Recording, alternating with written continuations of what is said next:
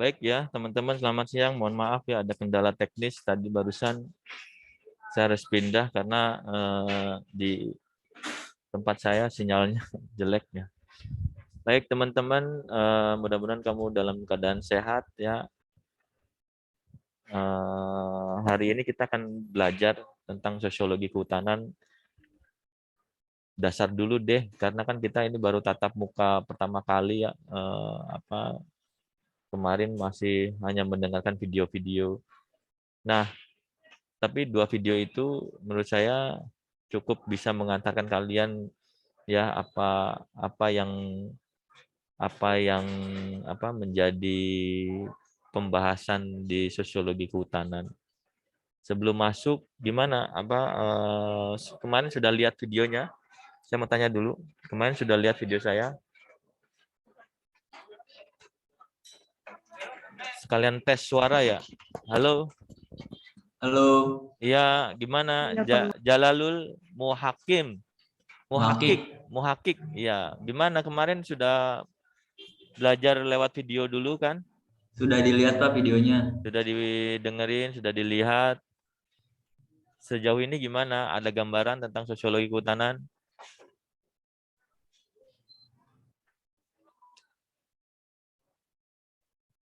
Gimana? Belum ada komentar? Yang lain?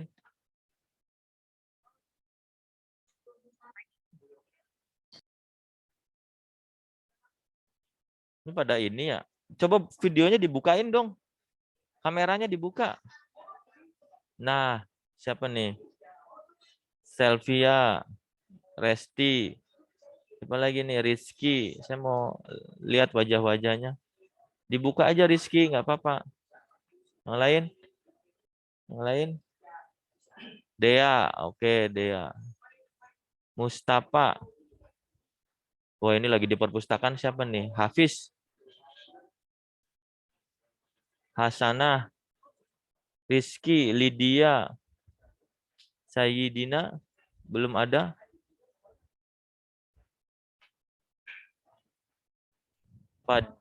Fadlan. Oke. Ilham. Oke ya, siapa lagi nih? Aswandi. Oke. Sayyidina itu kelas karyawan ya? Muhammad Sayyidina ya ini ya? Betul, Pak. Oke, yang ini ya, yang dari IPB bukan? D3 IPB ya? Betul, Oke. betul. Baik. Oke. Oke teman-teman ya, salam dari saya saya nggak pulang ke Kuningan nih Sabtu ini karena harus ada urusan di Jakarta, jadi ini masih di Jakarta. Hari ini kita daring kuliah dan ini mungkin kuliah perdana kita tatap daring ya, tatap daring. Teman-teman, saya akan menyampaikan soal artikel ya. Artikel ini akan jadi tugas kamu untuk kamu baca dan kamu terjemahkan. Ada dua artikel dasar tentang sosiologi sebenarnya, sosiologi kehutanan ya. Ada dua artikel, saya coba share artikelnya. Mana ya? Oh, ini hilang nih. Bentar. Artikelnya ada di mana nih?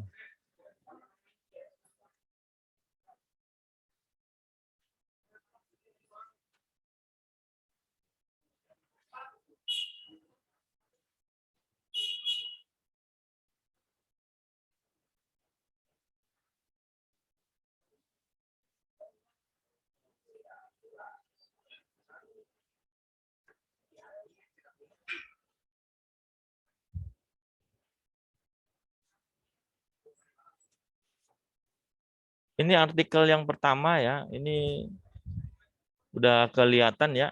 Ini kaitannya tentang kontribusi sosiologi ya. Kontribusi sosiologi untuk pengelolaan hutan dan pengembangan kebijakan. Ya ini artikelnya Anda baca, ini ditulis oleh John Parkins ya, John Parkins.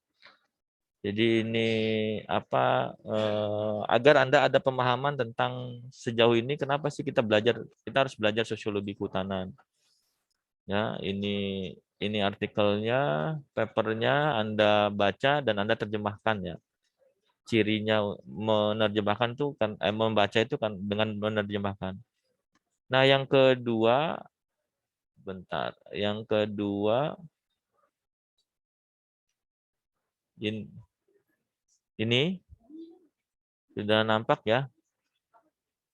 Ini artikel berikutnya. Sociological Problems and Asian Forestry. Jadi ini penulisnya Nowak ya dan Polikarpov. Ya ini penulisnya ada yang dari forester, ada yang public relation specialist ya. Jadi si Nowak ini public relation specialist. Nah, teman-teman, ini kenapa Anda membaca dua artikel ini, minimal Anda ada gambaran tentang sejauh mana kita harus belajar sosiologi sih untuk mendukung urusan-urusan kehutanan ya, isu-isu di dalam kehutanan. Isu-isu di dalam kehutanan. Kemudian hari ini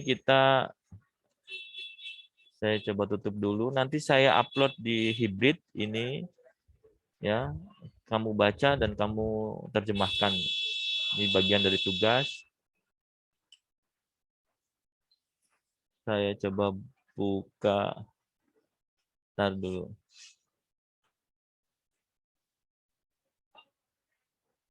Teman-teman, apakah saya udah kasih bahan yang ini? Pengantar sosiologi kehutanan di dalam hybrid. Saya lupa ya. Kemarin apa saya udah upload belum? Belum, Pak. Belum ya. Nanti saya upload ya. Ini Anda baca juga ini pengantar sosiologi kehutanan. Di sini ada beberapa tulisan tentang sejarah ya yang di dalam video sebelumnya sudah dijelaskan. Jadi ini sosiologi kehutanan, mengapa itu muncul mata kuliah sosiologi kehutanan. Sebelumnya itu kurikulum kehutanan itu menganut mata kuliah sosiologi pedesaan ya, sosiologi pedesaan. Nah, mata kuliah sosiologi kehutanan itu relatif baru ya, tapi ini sudah dipakai oleh hampir semua kurikulum resmi di kampus ya, di program studi kehutanannya. Dan cikal bakalnya ini di UGM ya. Kami juga udah menerapkan karena kurikulum kita mengacu ke UGM. Kita sudah menerapkan mata kuliah sosiologi kehutanan di dalam kurikulum kita itu mungkin hampir 8 tahun ini ya, hampir 8 tahun. Jadi sejak kurikulum 2015 mungkin, ya sejak kurikulum 2015 ya, jadi 7 tahunan lah. 7 tahunan kita udah mengacu mata kuliah sosiologi kehutanan dalam kerangka besar kurikulum ya, dalam kerangka besar kurikulum ilmu kehutanan. Nah, apa sih sebenarnya kita belajar tentang sosiologi kehutanan? Jadi karena pilar dari ilmu kehutanan itu ada 3 pilar. Ya, pilar pertama itu ekologi, pilar kedua itu ekonomi, dan pilar ketiga itu sosial. Nah, pilar yang ketiga itu sosial ini harus menjadi landasan di dalam pengelolaan hutan. Nah, karena udah menjadi landasan, cara pikir bagaimana mengelola hutan itu di atas 3 pilar ini, maka pembekalan mahasiswa atau struktur kurikulum ilmu kehutanan itu harus juga seimbang dengan ilmu-ilmu sosialnya. Nah, memang di beberapa perguruan tinggi, termasuk di Uniku, saat ini proporsinya masih relatif sedikit ya. Relatif sedikit. Harusnya Anda dibekali hampir 30% itu ilmu-ilmu sosial. Ilmu-ilmu sosial yang kaitannya dengan tentang pengelolaan hutan, tentang pengelolaan hutan. Nah, di mana-mana sekarang mengacunya ke ilmu-ilmu ekologi dan ilmu-ilmu ekonomi ya. Kita nggak terlalu banyak tentang ilmu sosialnya. Nah, di ilmu sosial itu Anda akan belajar semester-semester awal itu Anda akan belajar soal sosiologi, termasuk sosiologi kehutanan. Nah, berikutnya Anda akan belajar tentang kebijakan kehutanan, Anda akan belajar tentang pengelolaan hutan berbasis masyarakat, Anda akan belajar tentang penyuluhan hutan, Anda akan belajar tentang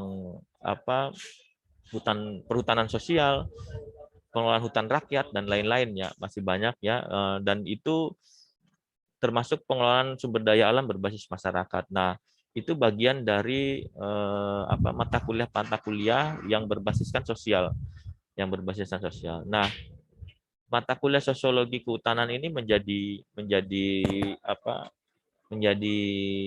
uh, pintu masuk ya, pintu masuk Anda akan menyelami dunia kehutanan dari aspek sosial, perspektif sosialnya. Nah, meskipun menurut saya banyak hal yang belum masuk di dalam kurikulum ini ya. Kita belum memiliki mata kuliah agraria kehutanan gitu. Kemudian kita belum juga memiliki mata kuliah tentang ekologi politik. Nah, beberapa isu tentang aspek sosial itu banyak ya, dan makin hangat dan makin tajam di dalam pengelolaan hutan. Kalau isu-isu tentang ekonomi, terus isu-isu tentang ekologi itu sebenarnya itu menjadi isu yang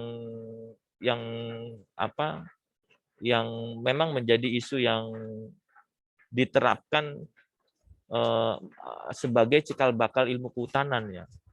Ekologi, ekonomi, teori-teori tentang manajemen dasar, bagaimana silvikultur dan lain-lainnya, termasuk aspek-aspek usaha kehutanan ya, aspek usaha kehutanan.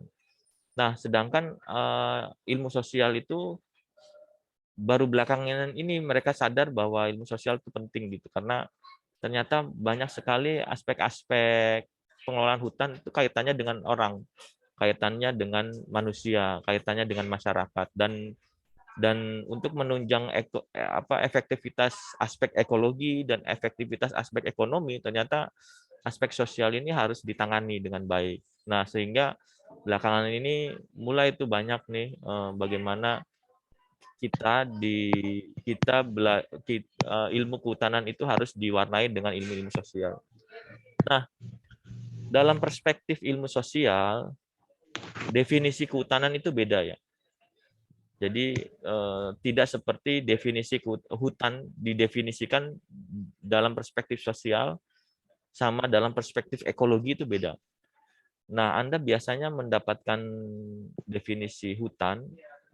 Hutan adalah kumpulan dari pepohonan kan, flora fauna dalam landscape tertentu, kemudian yang menciptakan sebuah iklim mikro ya, iklim mikro. Jadi dia kumpulan pepohonan termasuk fauna dalam landscape tertentu yang menciptakan iklim mikro. Iklim mikro itu situasi klimatologi, baik suhu, kelembaban, gitu, intensitas cahaya itu yang dibentuk dari situasi lingkungan sekitarnya. Nah, Anda lihat Anda ketika Anda masuk di dalam hutan sama Anda di luar wilayah yang yang terbuka itu beda ya. Suasananya beda. Suasana klimatologinya beda. Karena kelembabannya beda, terus suhu yang diciptakan beda, kemudian intensitas cahaya beda. Nah, ini yang disebut dengan iklim mikro. Nah, hutan ini dikategorikan ketika kumpulan pepohonan itu berkumpul, ya, kemudian sedemikian rupa sehingga dia bisa menciptakan sebuah situasi klimatologi yang berbeda dengan di luar hutan. Nah, ini yang disebut hutan. Nah, tapi itu definisi yang biasa dipakai oleh orang-orang kehutanan ya, yang disebut hutan. Tapi definisi hutan dari orang-orang sosial itu memang berbeda. Nah, hutan itu menurut orang sosial adalah sebuah landscape ya yang dikonstruksikan secara sosial. Dikonstruksikan itu maksudnya adalah dibentuk secara sosial.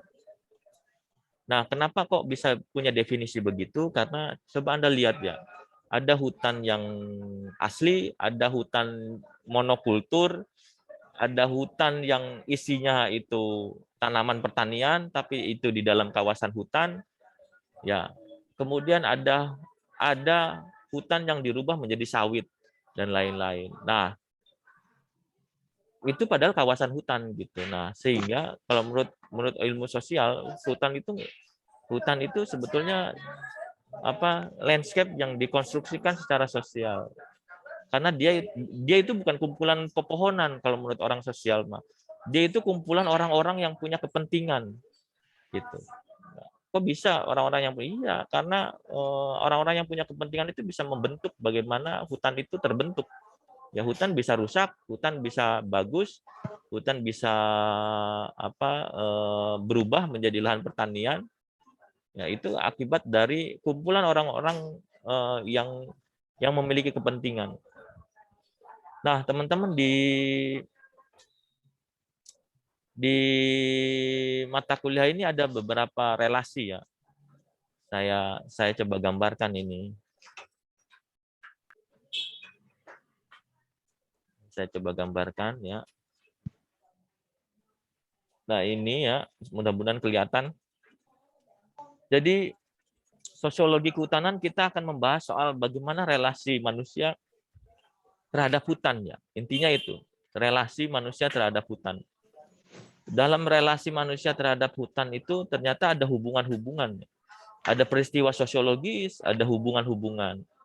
Misalnya hubungan manusia memanfaatkan hutan, baik kayu, non kayu, kemudian memanfaatkan lahannya, kemudian manusia melindungi hutan, mengkonservasi, kemudian melakukan perdagangan, melakukan diskusi-diskusi atau kesepakatan-kesepakatan, baik nasional maupun global, kaitannya dengan hutan gitu. Anda lihat bahwa ada interaksi-interaksi antara berbagai negara. Kita membahas soal perubahan iklim ya. Nah, salah satunya perubahan iklim itu diciptakan oleh degradasi dan deforestasi hutan.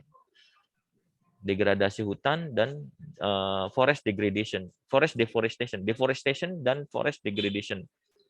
Nah, salah satunya kontribusi perubahan iklim, salah satunya adalah akibat dari kerusakan hutan. Nah, tiap tahun berbagai negara membahas tentang ini ya, tentang COP, COP ya. Terakhir tahun lalu diskusi tentang COP ini ada di Glasgow ya. Glasgow membahas soal agenda-agenda mitigasi perubahan iklim. Salah satunya mitigasi perubahan iklim dari sektor kehutanan. Nah, teman-teman, jadi manusia berinteraksi di antara manusia lainnya untuk dalam rangka pengelolaan hutan. Ya, baik pengelolaan secara langsung maupun pengelolaan secara tidak langsung. Pengelolaan secara langsung itu berarti ada interaksi manusia yang bekerja sama dalam rangka memanfaatkan secara langsung hutannya. Tapi kalau pengelolaan secara tidak langsung adalah interaksi manusia yang diciptakan dalam rangka membangun kerangka-kerangka kebijakan hutan, pengelolaan hutan, membangun kerangka-kerangka kebijakan pengelolaan hutan. Jadi ini ya, nah peristiwa sosiologis akibat dari interaksi antara hutan dan manusia ini itu bisa ada konflik sosial, peristiwa sosiologisnya, ada kerjasama. Peristiwa sosiologis kan ada interaksi itu bisa kerjasama, bisa konflik kan gitu. Kalau kerjasama seperti yang tadi saya sampaikan tentang forum UNVCCC yang menerapkan agenda COP untuk pengelolaan perubahan iklim dari sektor kehutanan, salah satunya itu adalah salah satu contoh-contoh interaksi antar negara untuk bekerja sama dalam rangka menyelamatkan hutan. Nah, interaksi yang kaitannya dengan konflik sosial banyak terjadi. Anda bisa baca-baca berita dari berbagai era ya, bahkan dari era Hindia Belanda, konflik sosial yang terjadi akibat dari cara-cara pemanfaatan hutan. Misalnya pada era Hindia Belanda banyak masyarakat itu berkonflik dengan pemerintah penjajah akibat dari mereka harus merubah landscape hutannya menjadi lahan-lahan perkebunan misalnya. Kan zamannya kultur Stelsel di mana gubernur jenderalnya memerintahkan untuk memaksa penduduk lokal untuk membantu pemerintah penjajah merubah landscape hutan menjadi area-area perkebunan. Hutan-hutan dirubah menjadi kebun kopi, tembakau ya, dan lain-lain, baik di Jawa maupun di Sumatera. Nah, ini menciptakan konflik pertentangan. Tapi zaman dulu kan bukan karena eranya bukan era demokratis, sistem politiknya bukan sistem demokratis, masih sistem penjajahan. Konflik-konflik itu dituangkan terjadi akibat dari pertentangan-pertentangannya. Pertentangan bahkan kontak fisik, bahkan pembunuhan. Anda bisa lihat situasi konflik misalnya yang lagi hangat, bagaimana masyarakat Wadas ya di Jawa Tengah itu menolak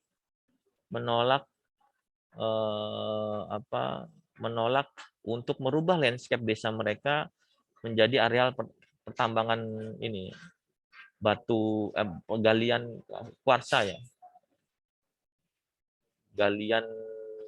Galian pertambangan untuk menunjang bendungan. Dan itu terjadi konflik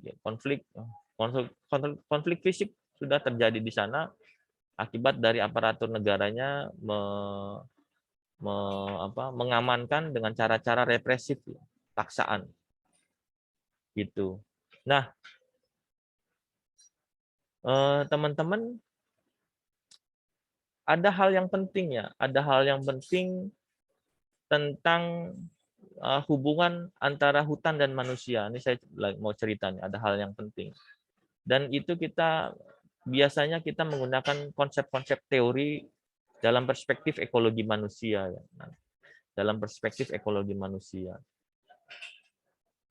Ya, saya coba buka share yang lain.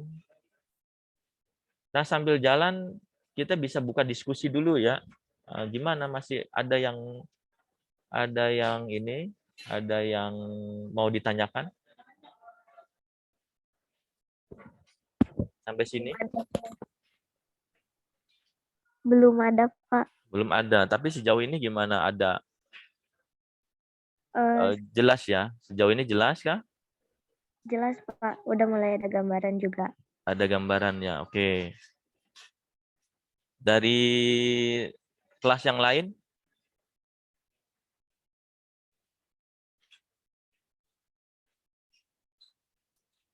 Dari kelas yang lain? Jelas, Pak. Oke ya.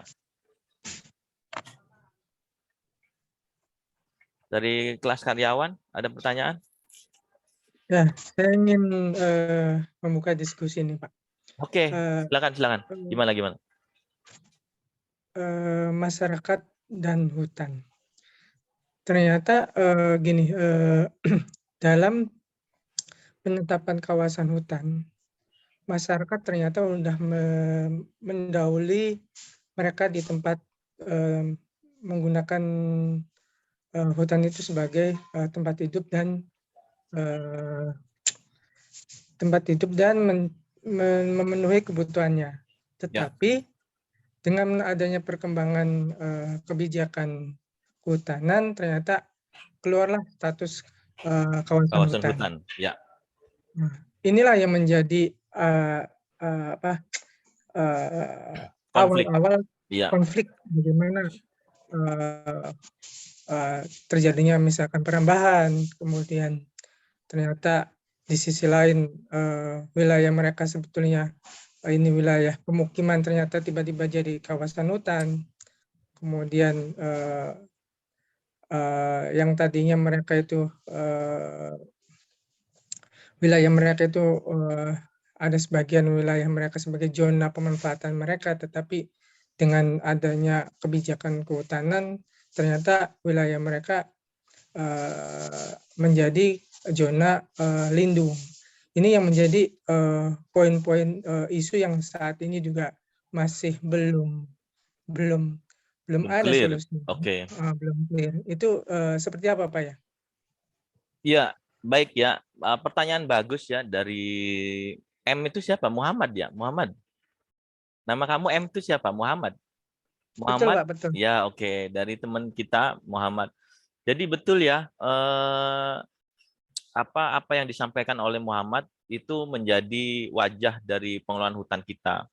Tapi era sekarang agak rada baik lah ya era sekarang karena ada kita mendukung program-program perhutanan sosial. Jadi situasi di lapangan terjadi sebuah penyimpangan penyimpangan penggunaan lahan ya, penyimpangan penggunaan lahan. Di satu sisi negara menetapkan wilayah hutan, ya wilayah hutan.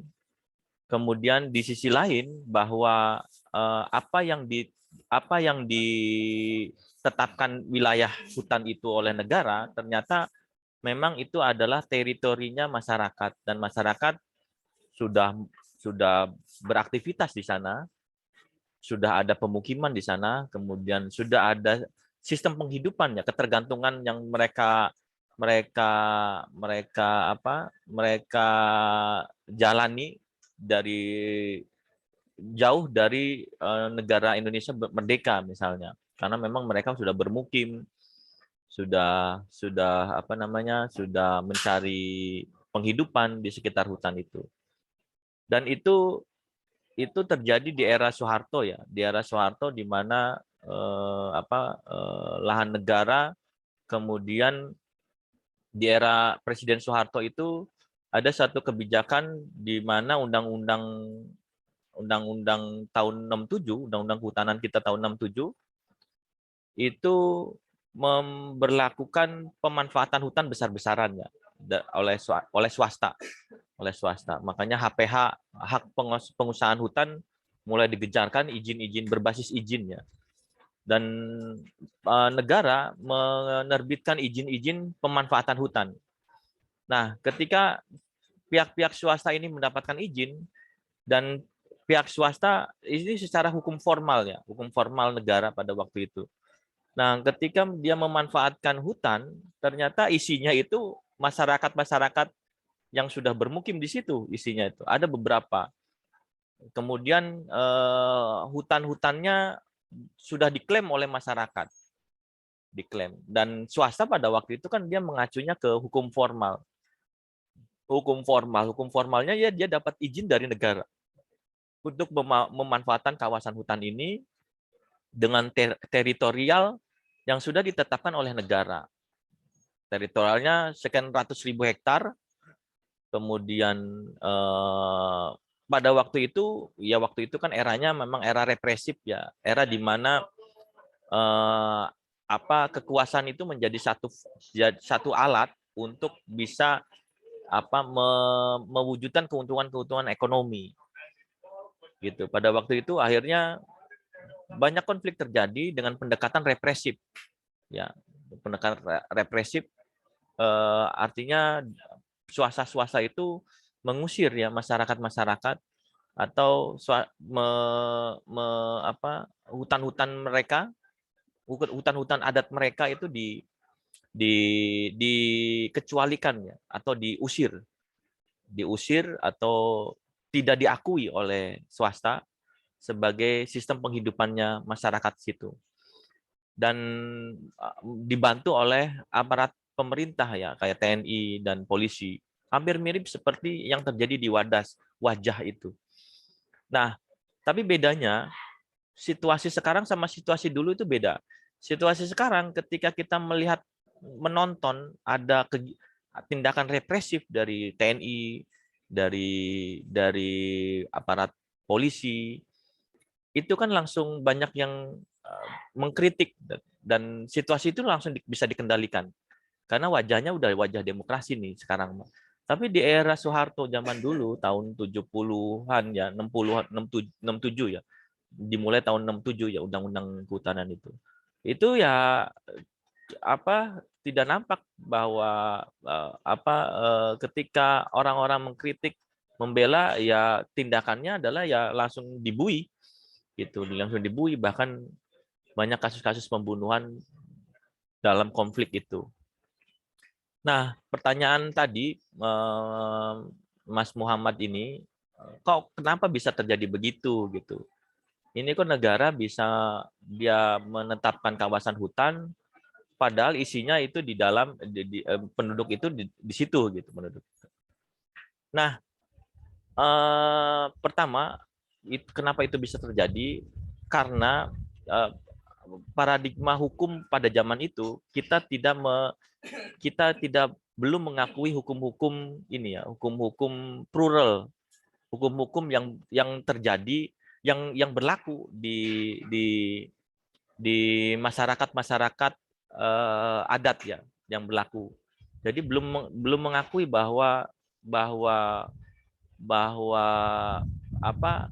di masyarakat lokal itu pun terjadi aturan main ya, norma-norma, aturan main, bahkan bagaimana mereka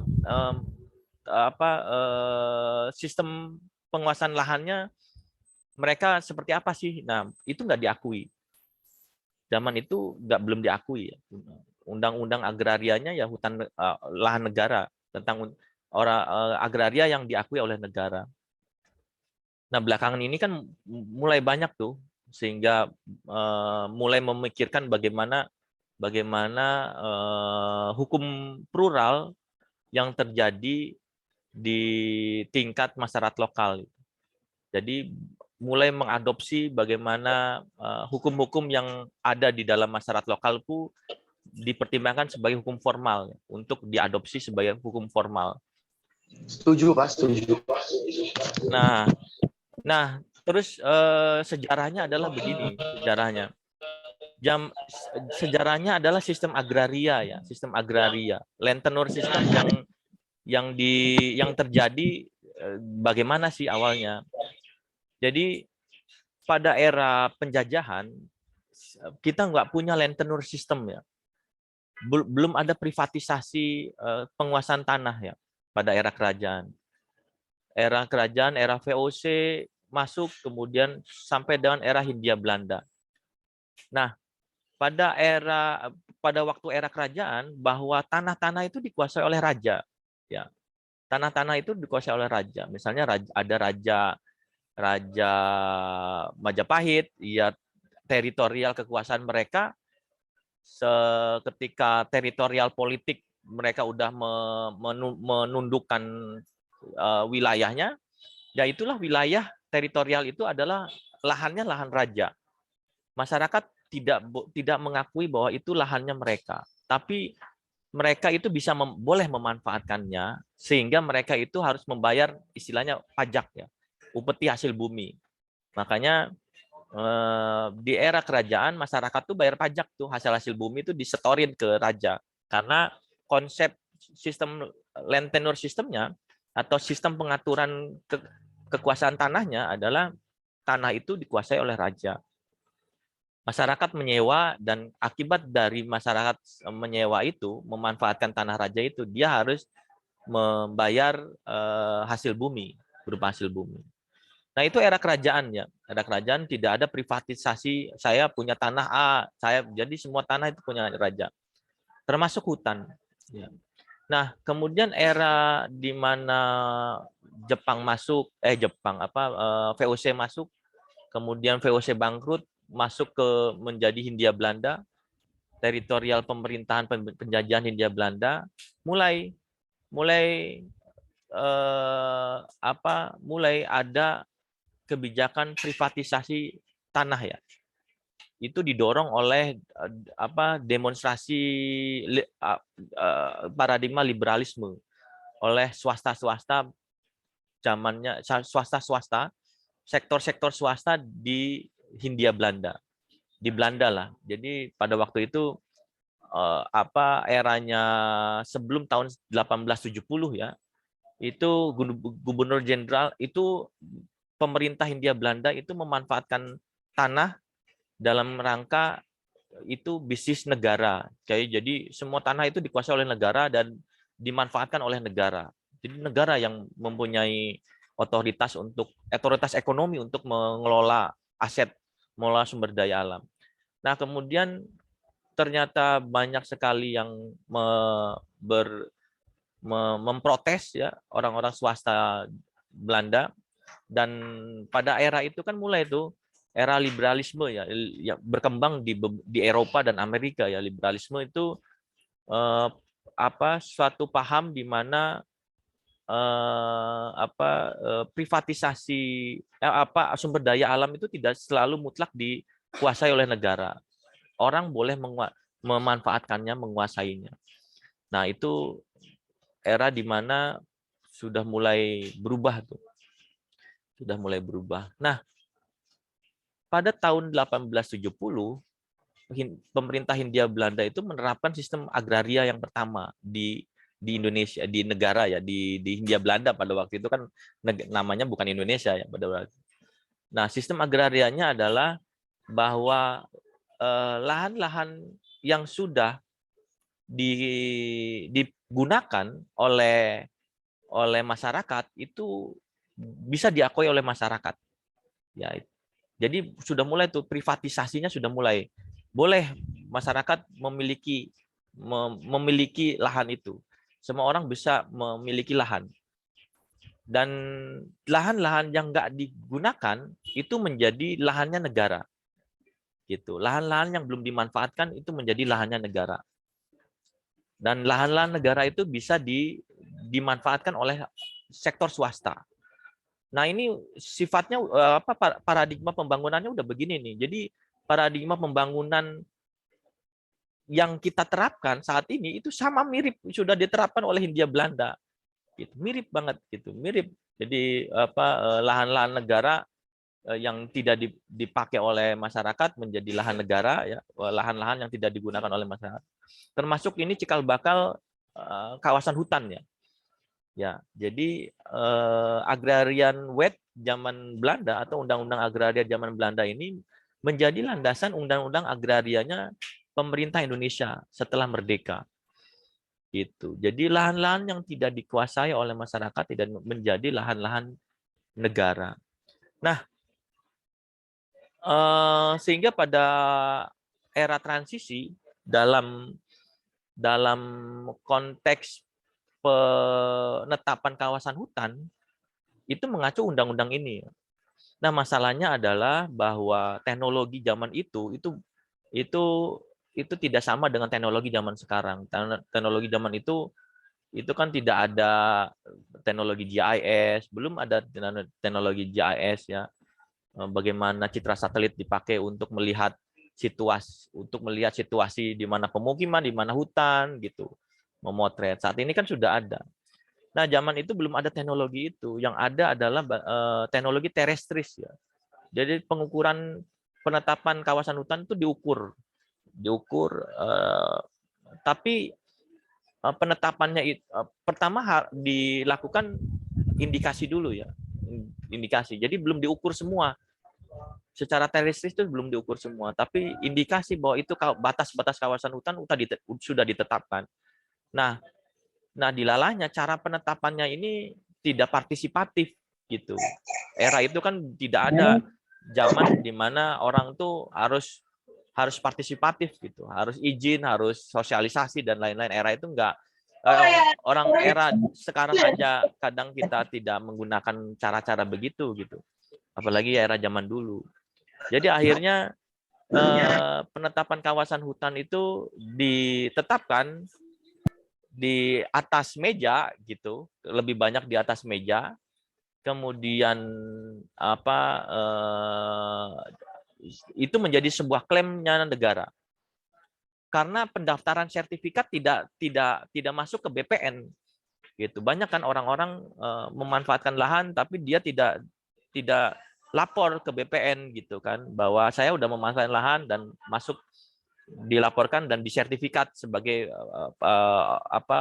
lahan milik privat.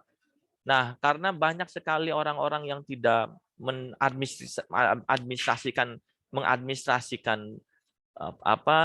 pemanfaatan lahannya, jadi BPN juga tidak punya data tentang mana sih yang sudah dimanfaatkan. Gitu. Sehingga dengan keterbatasan teknologi, dengan administrasi yang lemah tentang tata guna lahan, penetapan itu akhirnya ditetapkan yang kemudian menimbulkan banyak konflik gitu. Karena di situasi di lapangan beda gitu. Nah, gitu ya. Saya jadi banyak cerita nih menjawab Muhammad. Nah, kemudian saat ini situasinya adalah bahwa konflik-konflik itu ditangani. Jadi zaman dulu mah masyarakat adat tidak diakui, ya zaman dulu ya, masyarakat adat tidak diakui, kemudian masyarakat lokal yang sudah dimanfaatkan lahan dilakukan represi, mereka tidak boleh menggarap. Gitu. Tapi saat ini itu mulai ditata lagi ya, melalui program perhutanan sosial. Jadi Indonesia sudah menerapkan bagaimana hutan itu yang sudah dikuasai oleh masyarakat itu diformalkan ya untuk dikelola oleh masyarakat. Cara memformalkannya yaitu dengan mereka dikasih izin, ya izin untuk memanfaatkan hutan itu karena udah kadung dikelola. Akhirnya dikasih izin secara resmi dia bisa mengelola itu. Nah, adapun kalau misalnya lahan-lahan itu ada di dalam izinnya swasta, nah swasta ini harus melakukan kerjasama dengan masyarakat, namanya kemitraan. Nah, ini bagian dari perhutanan sosial juga. Namanya kemitraan kehutanan ya, ini jadi kemitraan kehutanan.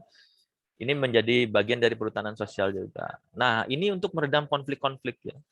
Secara regulasi sebetulnya instrumen ini bisa memungkinkan untuk meredam konflik. Tapi di lapangan konflik-konflik apa sudah hilang? Belum tentu gitu. Ada juga konflik-konflik masih ada aja. Karena keterbatasan akses informasi ya. Di masyarakat lokal dia kan nggak terlalu paham tentang perhutanan sosial, agenda-agenda perhutanan sosial. Jadi dia masih merasa terancam dengan hadirnya swasta dan lain-lain. Swasta pun belum tentu semuanya tak paham tentang program-program perhutanan sosial. Jadi konflik itu ada aja gitu. Selama masyarakat secara hukum formalnya tidak ini ya, belum terfasilitasi melalui program-program perhutanan sosial. Jadi itu ya, saya malah kelamaan menjawab ya. Gitu Muhammad kelas karyawan, mudah-mudahan jelas ya. Nah, teman-teman, nah sebetulnya apa yang disampaikan oleh Muhammad pertanyaan tadi itu membahas soal struktur sosial ya. Nanti kita akan di beberapa minggu ke depan kita akan membahas soal struktur sosial. Kenapa konflik itu bisa terjadi?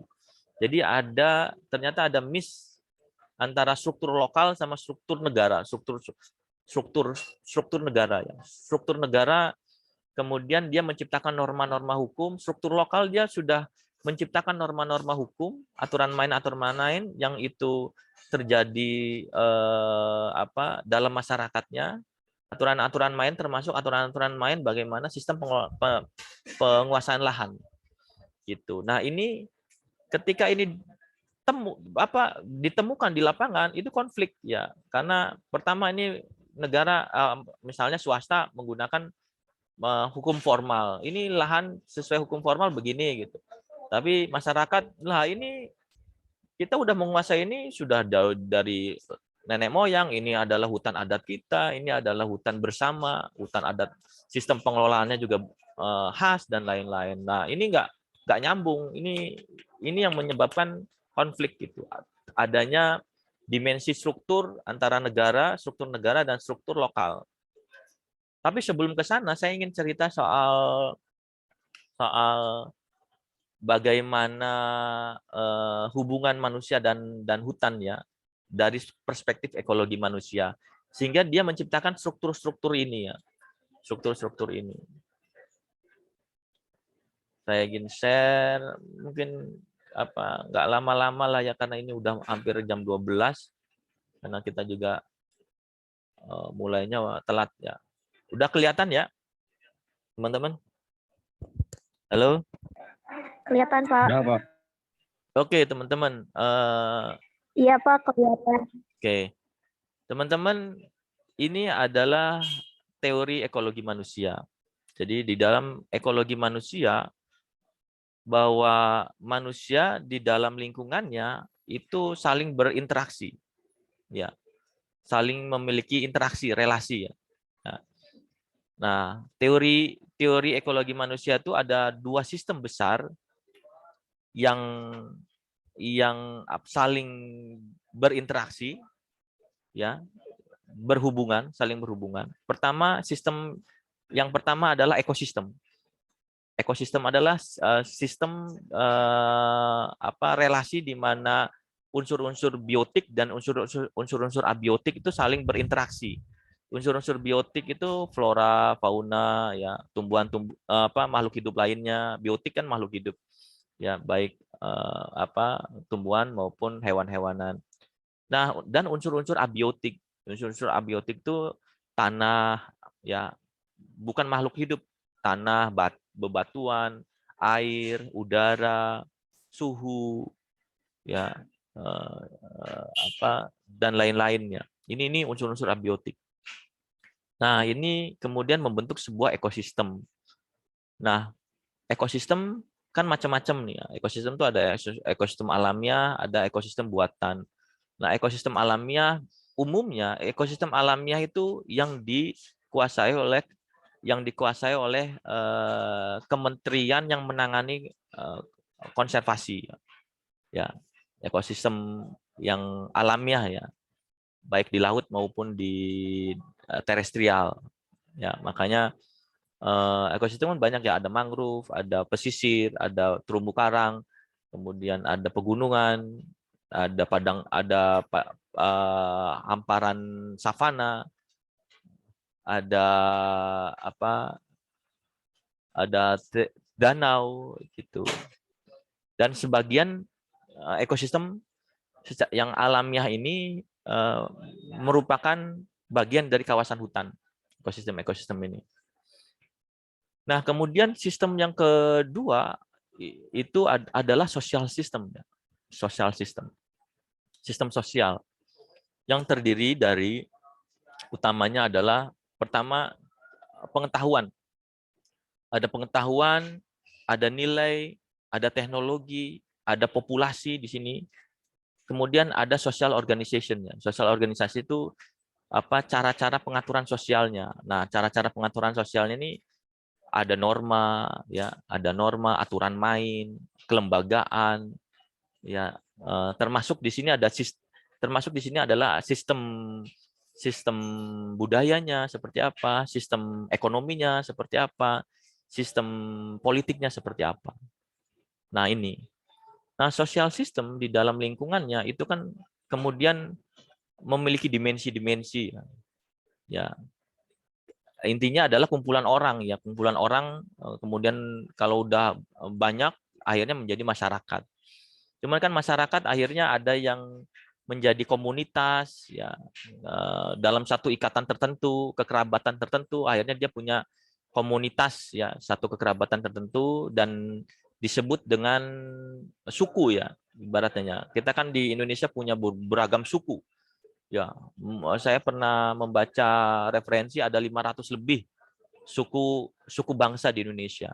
Nah, 500 lebih ini dia memiliki social system yang khas, ya, tidak sama dengan social system yang lain. Karena dia punya social organization yang khas juga, yang beda. Jadi sistem budayanya beda, sistem ekonominya beda, sistem politiknya beda. Sistem politik itu bukan ngomongin soal election, ya, demokrasi dan lain, enggak. Sistem politik itu sistem di mana bagaimana cara-cara kekuasaan ini, kepemimpinan dan kekuasaan ini bentuknya seperti apa sih? Misalnya umumnya kan yang suku bangsa ini umumnya dia punya sistem politiknya berupa tokoh adat, kan. Dia punya sistem kekuasaan tokoh adat, ya. Ada tokoh adat dikuasai oleh laki-laki, ada tokoh adat dikuasai oleh perempuan, semacam di Sumatera Barat, ya. Barat itu perempuan itu punya relasi sosial yang tinggi, ya, dibanding yang lain. Sedangkan di suku bangsa yang lain kan umumnya perempuan itu menjadi kelas sosial yang lebih rendah dibanding laki-laki. Tapi Sumatera Barat beda. Gitu. Ini tandanya bahwa komunitas tertentu itu punya social organization yang beda akibat dari sistem budaya, sistem ekonomi, dan sistem politik yang berbeda-beda. Nah, apa yang mempengaruhi social organization sebetulnya? Ini kita nggak ngomongin soal ekosistem dulu, ya. Yang mempengaruhi social organization berbeda-beda ini apa sih? Gitu. Pertama, values, ya, values, knowledge, ya, values dan knowledge dulu, ya. Dan termasuk juga baru relasi-relasi ekosistem, ya, ekosistem. Knowledge biasanya ngomongin soal sistem kepercayaan.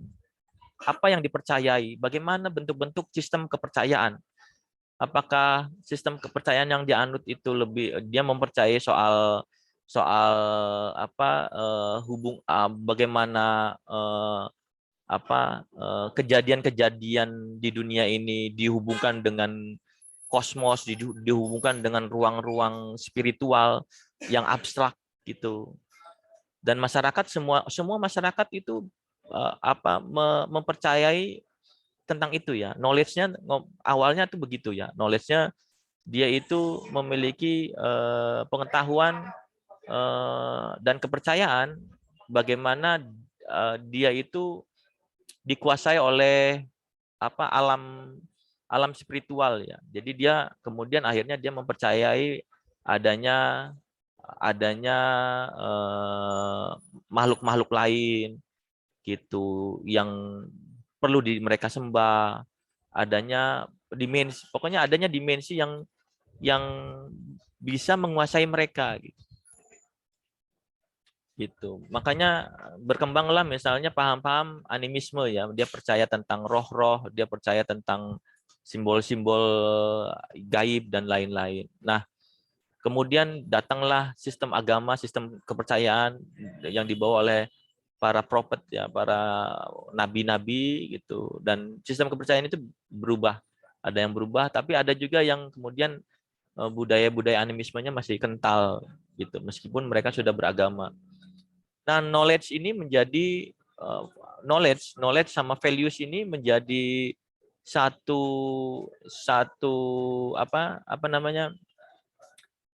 modal, ya, satu modal yang bisa mempengaruhi social organization, ya. Bagaimana tipe-tipe kemasyarakatannya diatur oleh mereka, pengaturan kemasyarakatannya, sistem kemasyarakatannya.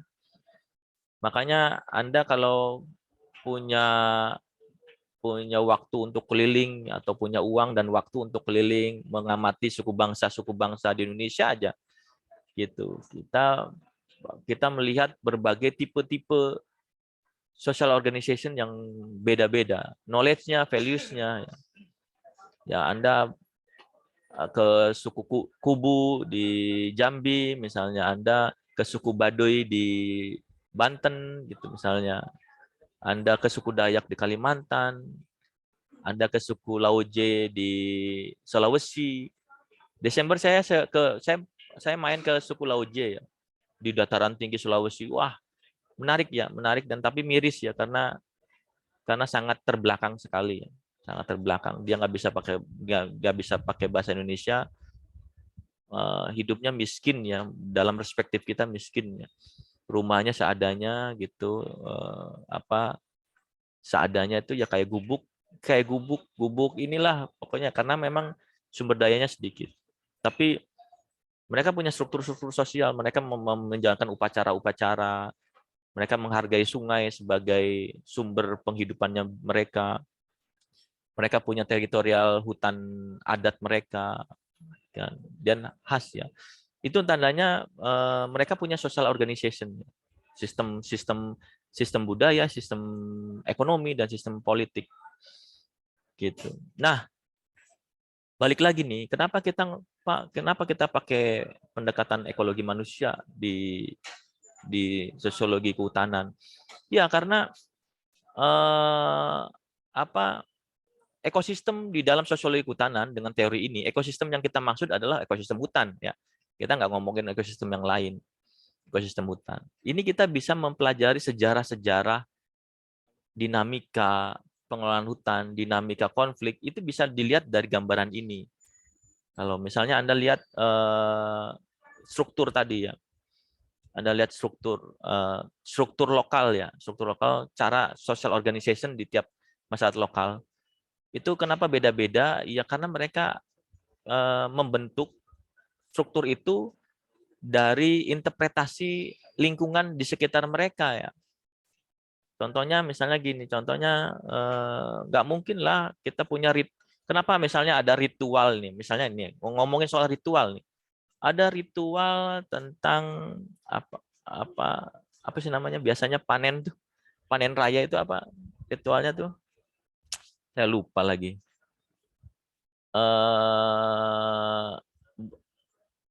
Adat apa sih namanya? Saya lupa lagi, aduh. Di Pak Seban tuh biasanya itu ada ya. Jadi ketika panen raya kita akan mengadakan ritual-ritual itu ya. Ritual upacara yang mempersembahkan, mengucapkan terima kasih lah. Pada waktu itu konsepnya kan konsep roh itu ya, animisme. Dia percaya dengan Dewi Sri ya, Pohaci, zaman dulu namanya Pohaci. Pohaci itu dewi yang roh-roh yang memang melindungi masyarakat dalam memanfaatkan sumber daya alam. Nah, ketika kita lihat di masyarakat pesisir biasanya beda lagi dia. Namanya sedekah laut, dia punya acara ritual-ritual juga ya. Sedekah laut ya. Bahkan di Cirebon tuh masih berlaku tuh sedekah laut. Ada penggambaran, ada bagaimana ada upacara yang itu dilakukan di laut, kemudian ada ritual-ritualnya. Nah, di suku Laoje dia dilakukan di sungai. Ya, di Sulawesi itu banyaknya di sungai. Saya nggak tahu ya kenapa ya di sungai, tapi mereka menciptakan sebuah values atau knowledge yang dia percaya tentang air ini, ada istilah nama ya, ada roh-rohnya air ini. Dan air itu menghidupi pertanian mereka. Nah, ini sehingga konsep air bagi mereka itu karena sudah mewujud menjadi dimensi roh, mewujud di dalam sistem kepercayaannya, akhirnya mereka melakukan ritual-ritual di dalam sungai. Gitu. Sungai ini ya mengaliri ini mereka ya sawah-sawah mereka. Nah, ini membentuk struktur namanya. Struktur tuh pola tadi, social organization tadi ya, social organization. Ya, social organization di mana tipe-tipe pengelolaan hutan di tingkat tapak oleh suku bangsa, beragam suku bangsa ini berbeda-beda satu sama lain. Ya. Kita coba bisa ngamati suku Baduy punya konsep-konsep, ada leuweung titipan, ada terutama itu ya leuweung titipan. Konsep-konsep tentang bagaimana land use ya, penggunaan lahan. termasuk hutan. Di Dayak juga sama, ada konsep-konsep di mana ada area pekuburan dengan bahasa lokal ya, area apa kebun bersama ya, hutan adat bersama. Ada area di mana orang-orang harus melakukan ritual di situ, area keramat gitu. Ada area publik umum, orang boleh menguasai lahan di situ gitu, kepemilikan pribadinya di sana area-area itu. Tapi di konsep-konsep penggunaan lahan yang lainnya dia udah diatur dengan strukturnya mereka. Yang area ini namanya ini gitu. Dan ini di area ini itu digunakan untuk A, untuk B. Orang-orang tertentu tidak boleh begini, tidak boleh begitu gitu. Nah, ini namanya struktur ya.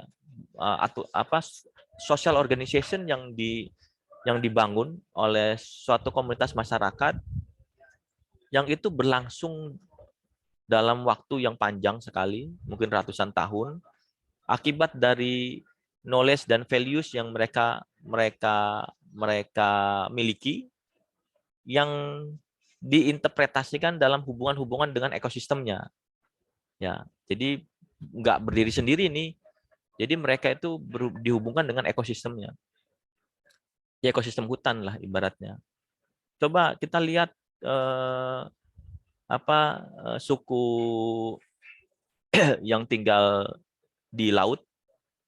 Anda pernah lihat ya di TV ada pemukiman orang-orang Bajo, misalnya suku Bajo, rumah-rumah mereka tuh di tengah laut. Ya, di tengah laut, atau yang tidak permanen itu di atas kapal ya. Jadi mereka tuh tinggal di atas kapal dan di laut tinggalnya. Tapi yang permanen itu dia tetap di laut ya. Makanya ditancepinnya di laut. Banyak sekali pondasi-pondasi dari kayu yang untuk bisa membangun rumah di sana, dan itu dilakukannya di laut. Gitu. Kok bisa begitu gitu? Orang Jawa, suku Sunda misalnya datang ke sana ya melongo aja misalnya kan. Nah, daekan ya misalnya, kita tinggal di begitu. Kenapa kok bisa begitu? Jadi intinya adalah setting social organization ini nggak lepas dari ekologi atau ekosistem yang menaunginya dia. Ya, dia hidup di pesisir, dia akan menginterpretasikan sumber daya alam sekitar mereka itu dalam knowledge dan values. Ya, membentuk sistem kepercayaan, dan itu membentuk social organization yang khas. Gitu. Sehingga beda antara berbagai suku bangsa ini dilihat dari setting ekologinya. Sama ya, kalau misalnya kita berkunjung ke Kutub Utara gitu, ada komunitas di sana, mungkin social organization-nya beda, sangat beda sekali. Sangat beda sekali. Saya belum ke sana ya untuk mengamati, tapi mudah-mudahan punya uang dan punya waktu bisa berkunjung ke sana dan melihat langsung bagaimana sistem budaya, sistem politik dan sistem ekonomi mereka berkembang akibat dari mereka melakukan adaptasi terhadap ekosistem di sekelilingnya. Gitu. Ya, ini menjadi pengantar ya. Nanti minggu depan kita akan ngobrolin soal struktur pengelolaan hutan yang bersifat lokal ya. Struktur. Nanti ada beberapa variasi, ada kita mengamati bagaimana suku Dayak dalam mengelola sistem lahannya dan termasuk hutannya, bagaimana orang Sunda gitu dia diwakili, bagaimana di yang lain. Nah, ini struktur ya, struktur ini adalah aturan main akibat dari organisasi sosial dalam komunitas tertentu. Nah, sampai sini ada pertanyaan. Kita nggak ngomongin dulu populasi sama teknologi nih. Ini di human ecology theory ini nanti kita akan berkembang terus ya. Tapi kita baru ngomongin soal hubungan knowledge, value sama social organization terhadap hutan ya, ekosistem hutan lah inilah, ekosistem hutan. Nah, nanti berikutnya kita ngomongin bagaimana teknologi, bagaimana populasi. sampai di mata kuliah ini Anda akan dibekali ya teori-teori demografi sosial, cara ngitung populasi penduduk, terus cara menghitung masa depan populasi. Ya misalnya sekarang kita ngitung di desa kita 10 tahun ke depan tuh berapa sih populasinya, itu ada teorinya, ada rumus-rumusnya ya. Nanti kalian kasih pengetahuan itu. Kenapa kita ngomongin populasi? Karena populasi itu mempengaruhi sosial sistem ya. Teknologi dan populasi itu mempengaruhi sosial sistem. Gitu. Ya, suatu masyarakat itu sosial organisasinya akan berubah ketika populasinya itu berubah. Ya. Kenapa orang Jawa sama orang Dayak itu organisasi sosialnya, dinamika organisasi sosialnya lebih cepat perubahannya di Jawa? Karena pertumbuhan penduduk Jawa itu besar. Ya, masa Jawa itu besar. Di Dayak itu Anda lihat komunitasnya kecil-kecil ya, pertumbuhan penduduknya kecil karena mereka area-areanya luas banget gitu. Saya pernah ya ke Dayak, ke suku Dayak itu dari desa ke desa itu kalau harus menempuh 2 jam itu harus pakai perahu ya, pakai perahu 2 jam. Kalau pakai kendaraan darat ya bisa 3 jam 4 jam antar desa ya itu. Kalau di Jawa itu kalau udah 4 jam, 3 jam 4 jam itu udah nyampe antar kabupaten kota ya. Kalau di Jawa, kalau ini antar desa aja udah segitu. Saking luas dan penduduknya sedikit gitu. Sehingga organisasi sosialnya pun berjalan seolah-olah lambat. Ya, lambat tuh maksudnya perubahan sosialnya berjalan lambat ya. Karena organisasi sosialnya juga masih tetap. Terus teknologi, nanti kita akan bahas bagaimana teknologi berkembang dan itu mempengaruhi sosial sistem, hubungan sosial sistem dengan ekosistem hutan ya. Teknologi di sini ya kita ngomongin teknologi pemanenan, teknologi budidaya, ya, teknologi silvikultur, ya bagaimana teknologi tanaman-tanaman itu mempengaruhi pola-pola sistem ekonomi. Sistem ekonomi. Mempengaruhi juga bagaimana degradasi hutan dan deforestasi hutan. Anda tahu zaman dulu cara memanen hutan itu dengan apa? Coba dengan kapak kan zaman dulu. Dengan kapak, dengan gergaji manual yang besar. Nah, kemudian sekarang teknologinya kan makin berkembang. Orang-orang yang punya modal dia pakai bulldozer besar yang memiliki alat gunting yang bisa menggunting pepohonan dalam waktu cepat. Ya, di HPA itu pakainya itu ya, nggak pakai senso. Senso mah lama. Tapi kan di hutan rakyat, di Jawa-Jawa kita masih pakai senso. Tapi senso pun itu bagian dari teknologi, perkembangan teknologi ya. Nah, makin berkembang teknologi, makin ekosistem hutan tuh makin berdinamika. Dinamikanya apa? Arahnya ya karena cara pemanenannya cepat, ya hutan kita makin habis kan. Oke, teman-teman, ini udah jam 12. Sesi berikutnya menjelang ditutup. Saya silakan ya, mau ada tanya jawab lagi. 2 orang lagi deh. Sesi ditutup.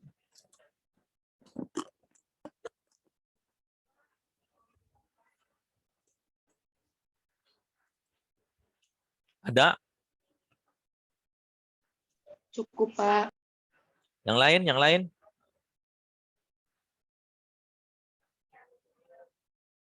Gimana? Cukup, Pak.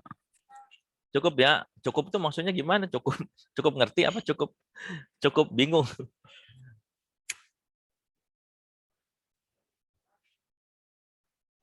Nanti saya ini deh pelan-pelan ya, saya jelasinnya pelan-pelan dan sistematis biar kalian lebih nyambung.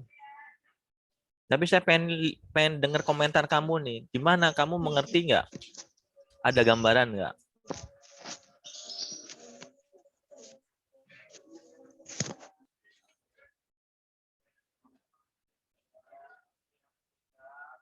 Mana ada gambaran? Ada, Pak. Yang kelas karyawan, Muhammad? Cukup, Pak. Cukup ya, ada gambaran ya.